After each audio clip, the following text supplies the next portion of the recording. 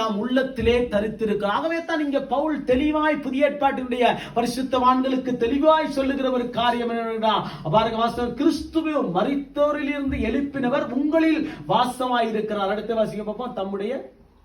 தம்முடைய ஆவியினாலே சாவுக்கேதுவான உங்கள் சரீரங்களையும் உயிர்ப்பிப்பார். உங்கள் சாவுக்கேதுவான உங்கள் சரீரங்களை உயிர்ப்பிக்கிறார். காரணம், அந்த வல்லமை நமக்குள்ளே இருக்கிறபடியால் அப்பா பிதாவே என்று நாம் கூப்பிடுகிற பொழுதே, ஆண்டவரே என்று கூப்பிடுகிற பொழுதே, இயேசுவே என்று கூப்பிடுகிற பொழுதே அங்கங்கே அலைந்து தேவையில்லை, அங்கங்கே ஓடி திரிய வேண்டிய அவசியம் இல்லை. பாருங்க, இன்றைக்கு புறஜாதி மக்களை பார்த்தவேனா நாமெல்லாம் அதிலிருந்து வந்தவர்கள் தானே. ஆகவே நம்முடைய வாழ்க்கையினுடைய அந்த காரியங்கள் எல்லாம் கொஞ்சம் பின்னிட்டு பார்த்தோம் என்று சொன்னால், ஆண்டவர் ரட்சிப்பு நமக்கு கேடகமாய் இல்லாது இருந்த பொழுது, நீதியின் வலது கரம் நமக்கு இல்லாமல் இருந்த பொழுது, நம்முடைய வாழ்க்கை பின்னிட்டு பார்த்தோம் என்று சொன்னால் நம்முடைய வாழ்க்கையும் எங்கேயாவது தேடி போவோம் நிம்மதிக்காக.